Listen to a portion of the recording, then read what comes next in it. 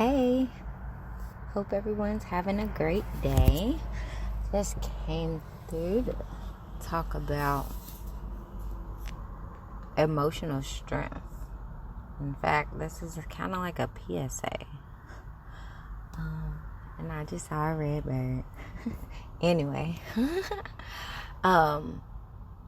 this is actually a conversation that I have quite often lately. I would say in the past couple of months I've had this conversation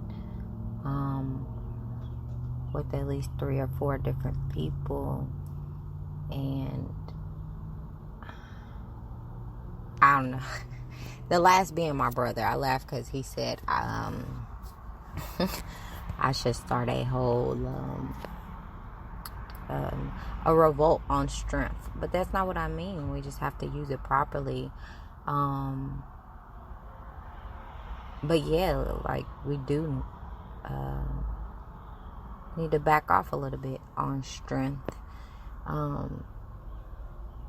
Not like physical strength, because most of the time when people are referencing strength,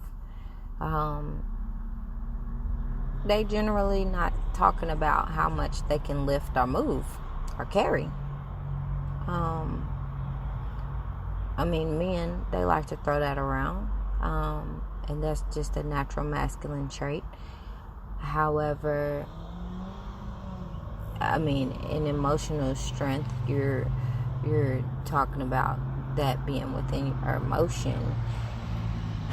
And I kind of just went ahead and started saying what I'm saying about it, but I want to actually take the time to read the definition of strength, because it's a totally misconstrued concept when we're dealing with emotion and we don't even realize what we're saying to each other, and how confusing it can be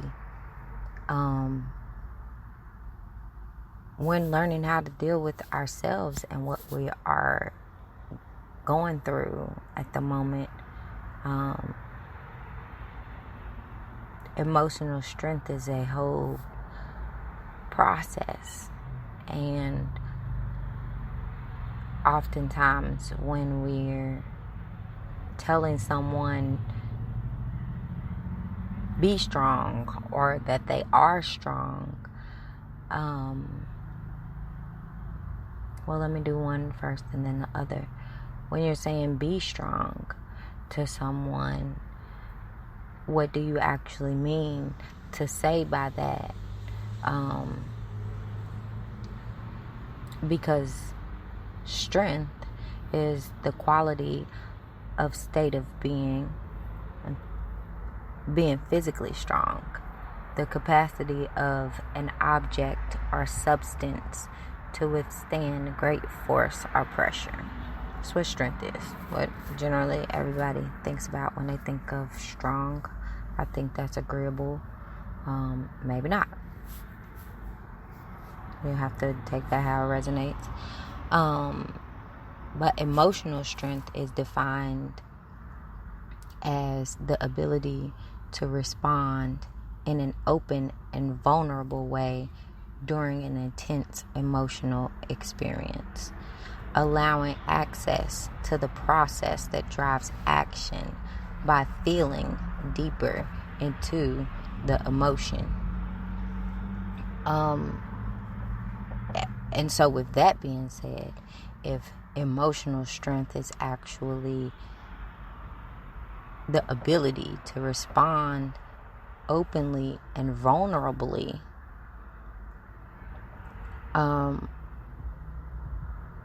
and allowing yourself to feel deeper into it, while also allowing the process that drives you to continue on in an action, whatever action that is that you need to take next.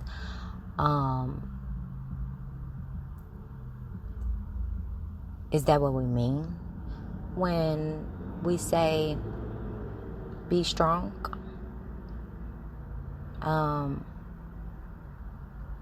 Is that what we mean when we say you are so strong.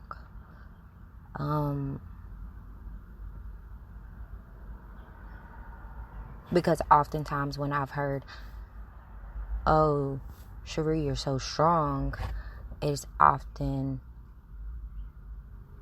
followed with, I don't know how you do it. And the how is actually in the definition of emotional strength. It's right there. And as it was said to me, I just recently looked up the word, but I've always had this feeling that, oh, you're so strong, it's over celebrated. I've been through a lot, and with that, I've heard I'm strong a lot. I've also heard I don't know how you do it a lot.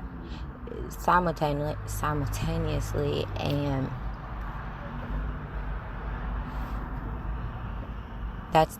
to me, that's not to say that the person saying it isn't.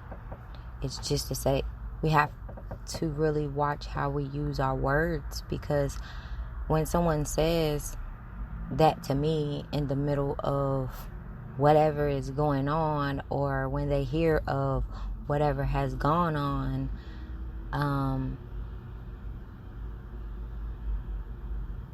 I don't think it's realized that,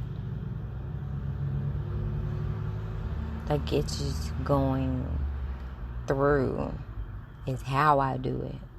But yes, I do naturally hold up well. And I have reasons for why that is, and then some are just, I think that I was just created this way, and for a reason to be a viewpoint for others. But that doesn't mean that it still wasn't in any way its own process or tragedy or emotional hardship, however you want to state that. It's just to say that even though I didn't have the definition, I do still try to be open and vulnerable when I'm going through things, and I do still try to feel those things, and kind of take them head on.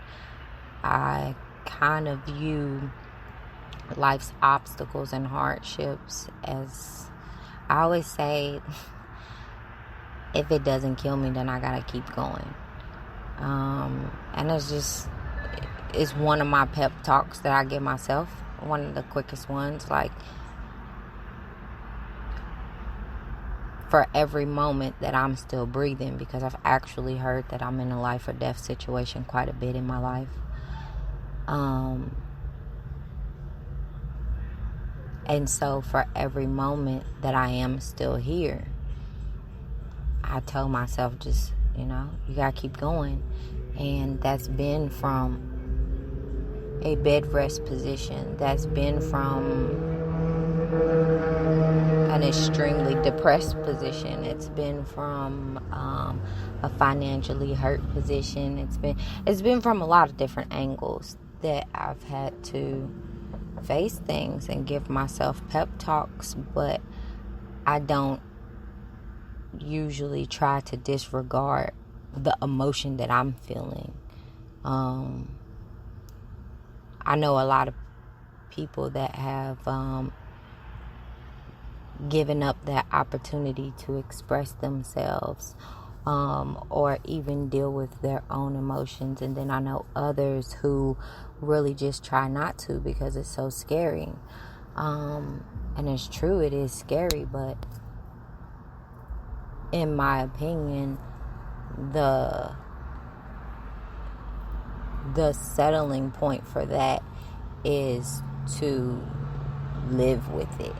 And I didn't want to live with any of the things that I've been through. I didn't want that to do what it can do. I've felt pain that can eat away at you. And I don't like that feeling. I don't want to feel that and be in those places. I don't live there. I don't find happiness in it. And if I wanted to be happy, you got to do what you got to do. And I am one of those kind of, you got to do what you got to do people. And that's for different reasons too. My dad's really that way. My mom's that way in a different way. My brothers are both that way in other ways. And so from that, just growing up in a house full of mentally strong, I wouldn't say everybody was emotionally strong that I grew up in the house with, or just grew up with as a whole. However, my viewpoint came from people that were always trying to be strong in whatever ways their life presented them to say, I was strong through this. They were strong through that. They with it with the strong. Be strong. Got to be strong. You can't da-da-da-da-da. You can't just cry when this. And you can't, why do you have to feel so much about that? And I was kind of the person in the family or in the group or just around, because it's not just in my home life and my family life. It's really generally a thing that I'm in opposition with the people around me about in a whole, even at work. Like I'm that cheer on person. Like, this job cannot have my soul.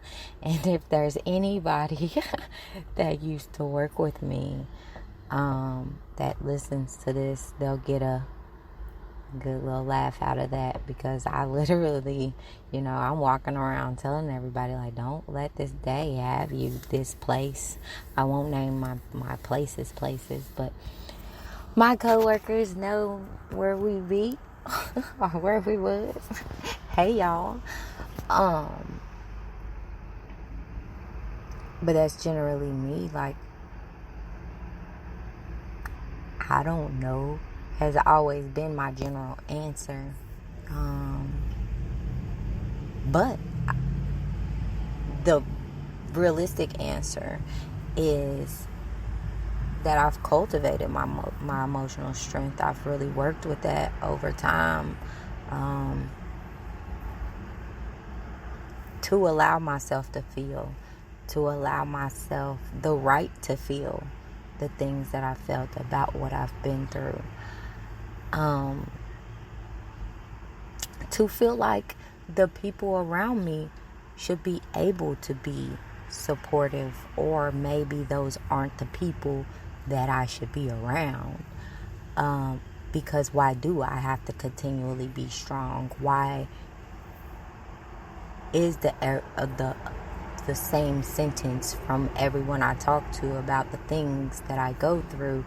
Like, I just hear repetition of, I'm so strong, but there aren't really